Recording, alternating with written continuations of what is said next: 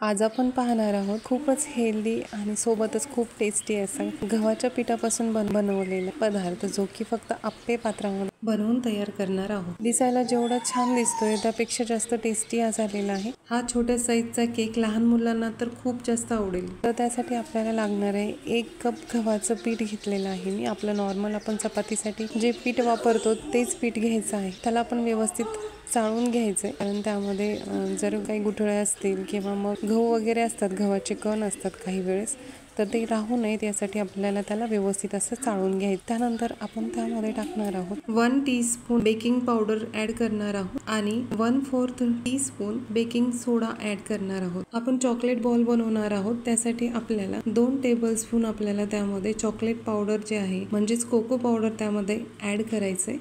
याला सगळ्याला व्यवस्थित असं मिक्स करून घ्यायचे। टीस्पून आणि टेबलस्पून यामध्ये थोडासा गोंधळ होईल यासाठी मी काय करणार आहे, कमेंट सेक्शनमध्ये याचं पूर्ण कॅप्शन तुम्हाला लिहून देणार आहे, तिथे जाऊन नक्कीच चेक करा। मी आता चिमूटभर मीठ टाकलेलं आहे आणि मीठ टाकून परत एकदा मिक्स करून घेते।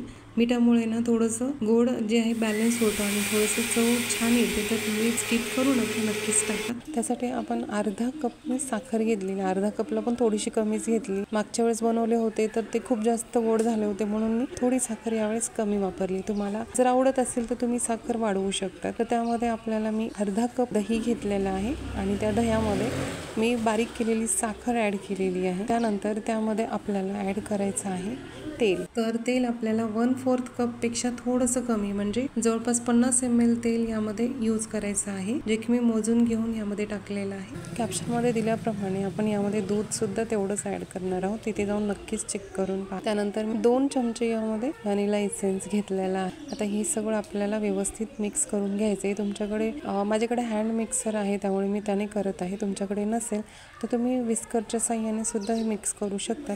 फक्त हे तेल जे आहे एकजीव होईपर्यंत किंवा साखर वितळेपर्यंत आपल्याला याला मिक्स करून घ्यायचे। आता हे फेटलेलं जे मिश्रण आहे त्यामध्ये आपल्याला सगळ्यात आधी जे गव्हाचं पीठ आपण मिक्स करून ठेवलं होतं ते टाकायचं आहे आणि व्यवस्थित मिक्स करून घ्यायचं आहे। यामधल्या सगळ्या गाठी आपल्याला व्यवस्थित अशा फोडून घ्यायच्या आहेत आणि असं स्मूथ बॅटर होईपर्यंत ह्याला असं मिक्स करून घ्यायचं व्यवस्थित। थोडंसं मला दूध कमी वाटतंय म्हणून मी वरून परत एकदा दूध ॲडजस्टमेंट करण्याचा प्रयत्न करते आणि परत एकदा आपण याला हँड ग्राइंडरच्या साह्याने व्यवस्थित असं मिक्स करून घेणार आहोत।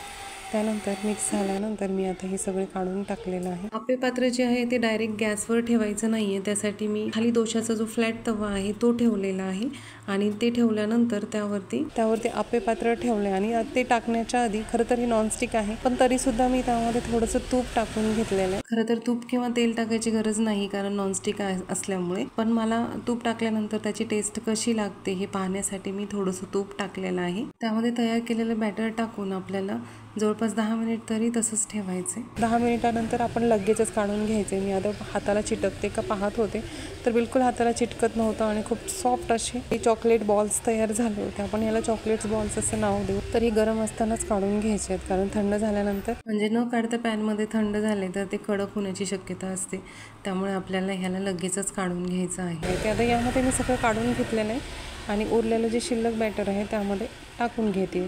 तर ही जी बॅटर आहे मी यावेळी थोडं जास्त भरले, कारण मागच्या वेळेस म्हणजे होतं ना ते कमी भरलं होतं तर जास्त फुगले नव्हते बॉल्स। तर आता हे थोडे जास्त भरल्यामुळे ना मस्त असे फुगून वर आले। तुम्हाला दाखवते मी, हे पहा छान फुगलेत। 5 ते 7 मिनिटामध्ये हे असे झाले होते। अजून त्याला 2 मिनिट ठेवून मी नंतर त्याला डिमोल्ड म्हणजे काढून घेणार आहे त्यामध्ये। तर तुम्हाला दाखवते मी काढून घेतल्यानंतर कसे झालेले आहे ते। तोपर्यंत हे जे पहिल्यांदा काढले आहेत ना ते दाखवते तुम्हाला। खूपच छान तयार झाले होते। आता 10 मिनिट झालेले, गॅस बंद केला आहे आणि आता याला आपण काढून घेणार आहोत। खूप गरम आहे आणि हाताला चटके लागत होते, तरी पण मग मी तसंच काढत आहे।